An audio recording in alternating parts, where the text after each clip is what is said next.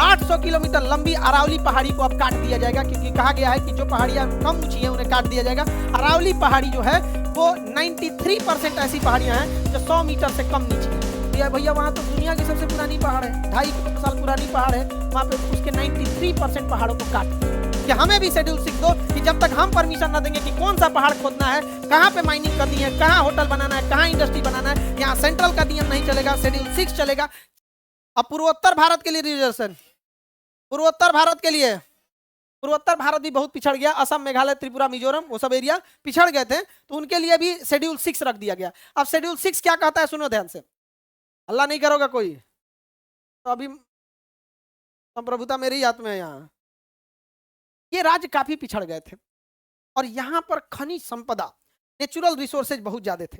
इन लोगों का कहना था कि हमारा संविधान में हमारा विदोहन कर दिया जाएगा, बड़ी कंपनियों को भेज देंगे, हमारा जनसंख्या कम है तो संसद में हमारा प्रतिनिधि नहीं रहेगा, कहीं हमारी कोई बात नहीं सुनेगा, तो हम तो बर्बाद हो जाएंगे।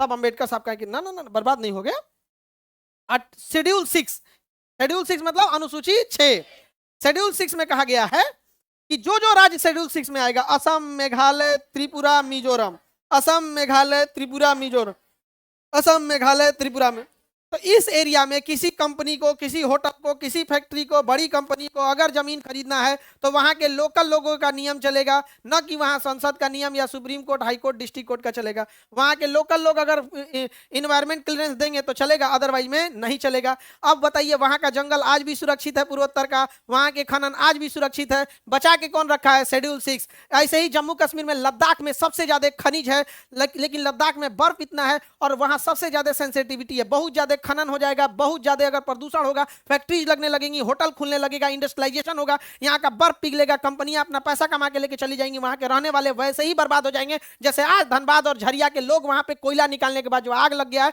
वहां के आदिवासी आज मर रहे हैं, बड़ी कंपनियां पूछने नहीं जाती है। तो यहां भी जरूरी था शेड्यूल 6। पिछले 4 साल से सोनम वांगचू यहां आर्टिकल शेड्यूल 6 मांग रहे थे कि हमें भी शेड्यूल 6 दो, कि जब तक हम परमिशन ना देंगे कि कौन सा पहाड़ खोदना है, कहां पे माइनिंग करनी है, कहां होटल बनाना है, कहां इंडस्ट्री बनाना है, यहां सेंट्रल का नियम नहीं चलेगा, शेड्यूल 6 चलेगा। 4 साल तक उस इंसान की कोई बात नहीं सुनी। लेकिन अगर नेपाल में प्रोटेस्ट हुआ तो वहां के बच्चे भी थोड़ा उग्र हो गए, उन्होंने भी प्रोटेस्ट किया, उनके ऊपर वही धारा लगा दिया गया जो आतंकवादियों के ऊपर लगता है, नेशनल सिक्योरिटी एक्ट, डाल के जयपुर की जोधपुर जेल में रख दिया गया। हम भीड़ तंत्र वाले लोग को कोई मतलब नहीं बना है कि वो इंसान इस देश के लिए क्या किया था। वो इंसान इस सेना को ठंड में रहने के लिए टेंट दिया था, जहां सेना का नेटवर्क नहीं चल रहा था, दुनिया में पहला वाईफाई बना के दिया, वाईफाई नहीं लाईफाई बना के दिया, इतनी ज्यादा इनोवेशन किया। उसके ऊपर 3 इडियट मूवी बनी है। 3 इडियट मूवी में जो वहां पर रणछोड़ दास छांचड़ बना होता है आमिर खान, वो कोई और नहीं, वो सोनम वांगचू है जो आज जेल में है इस भीड़ तंत्र में। समझ आ गया? भारत में भीड़ तंत्र में यही होता है, बस खुश रहिएगा आप लोग और कुछ नहीं। क्या वो इंसान जेल में क्या मांग रहा था? शेड्यूल 6 क्या मांग रहा था? उसे आरोप लगाया गया कि देशद्रोही है, चाइना से मिला हुआ है, ये है वो है, एनएसए लगा, कहां चल गए, खत्म कहानी। क्या मांग रहे थे? शेड्यूल 6। क्या गलत मांग रहे थे? आज देखिएगा बर्बाद हो गया। शेड्यूल 6 में न रहने का नतीजा देखिए, 800 किलोमीटर लंबी अरावली पहाड़ी को अब काट दिया जाएगा, क्योंकि कहा गया है कि जो पहाड़ियां कम ऊंची हैं उन्हें काट दिया जाएगा। अरावली पहाड़ी जो है वो 93% ऐसी पहाड़ियां हैं जो 100 मीटर से कम नीची हैं। संसद ने कहा है कि जो 100 मीटर से कम नीचे है, जो 100 मीटर से ऊंचाई कम है, 100 मीटर का मतलब होता है, आपका समझिए कि 3 मीटर का एक तल्ला होता है, 3 मीटर का एक तल्ला, यानी 30 तल्ले से नीचे जो पहाड़ होगा। तो यार भैया वहां तो दुनिया की सबसे पुरानी पहाड़ है, 2.5 करोड़ साल पुरानी पहाड़ है, वहां पे उसके 93% पहाड़ों को काट दिया, पहाड़ को काट दिया जाएगा, क्योंकि शेड्यूल 6 में नहीं है। अब वहां के लोकल लोग का चलेगा नहीं। अब इस थार मरुस्थल से उड़ने वाला बालू दिल्ली को बना देगा बालू का कटोरा, यहाँ सब ध्वस्त हो जाएगा। और यहाँ से उड़ने वाला बालू हिमालय पर्वत पे जाके जम जाएगा। हिमालय पर्वत पे जब जमेगा वह बालू तो वहां पे वो गर्मी को सोख लेगा। अभी पर्वत पे बर्फ है तो जब धूप आता है तो शीशे की तरह चमक के निकल जाता है, बर्फ कम पिघलती है। लेकिन बालू की जब एक लेयर आ जाएगी तो बालू बड़ी जल्दी गर्म होता है, भूजा भूजने के लिए बालू का यूज किया जाता है। जब उसके ऊपर बालू रहेगा तो बर्फ को तेजी से पिघलाएगा, यहाँ से बर्फ पिघलेगा, गंगा और यमुना में मिलेगा और वो अल्टीमेटली बिहार में आके बाढ़ लाएगी। लेकिन आर्टिकल शेड्यूल 6 नहीं है, हम लोग टुकु टुकुर मुंह देखेंगे। ज्योग्राफी डिसाइड आवर इकोनॉमी, समझ आ गया कि नहीं गया? This is geography. समझ आ रहा है अपनी?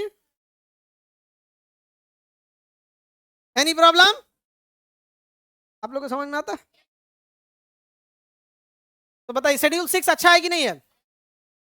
चारे राज्य को सोनम वांगचू क्या मांग रहे थे? Schedule 6, schedule 6। ये भी नहीं किया किसी को, गया जेल में तो जेल में गए, हम लोग को क्या मतलब है? नहीं समझे? हम लोग में क्या भीड़ तंत्र में क्या खराबी होती है, भीड़ चाहती है उनके लिए कोई लड़ाई लड़े, लेकिन भीड़ तंत्र की खराबी, वो फंसेगा तो भीड़ उसके लिए नहीं आएगी। समझ में गया? दिस इज भीड़ तंत्र। आगे बढ़ जा। उनको घोषित कर दिया क्या चीज, देशद्रोही। नहीं समझे? हम लोग भी ज्यादा बोलेंगे तो हम लोग को भी घोषित कर देगा, लेकिन फिर पब्लिक हम लोग यही कहेगी, अगर हम पे कहा जाएगा कि पाकिस्तान की बात करता तो पाकिस्तान वाला खुद आएगा, या भाई उस सबसे ज्यादा हम लोग को गरियाया है। हमरा तो घोषित नहीं कर सकते हैं, और चाइनीज घोषित कर देंगे, चाइना का। देखो यही प्लस पॉइंट है आदमी को। नहीं समझे? लेकिन ये चीजें सही नहीं। आगे बढ़े। अरावली पर्वत खत्म होने वाला है, पास हो गया विधेयक, पहाड़ कटेगा सब में बटेगा। आगे बढ़ते। पूर्वोत्तर समझ में आ गया? पूर्वोत्तर शेड्यूल 6 समझ में आ रहा है बाबू? अभी तो हम संविधान में प्रवेश भी नहीं किए हैं।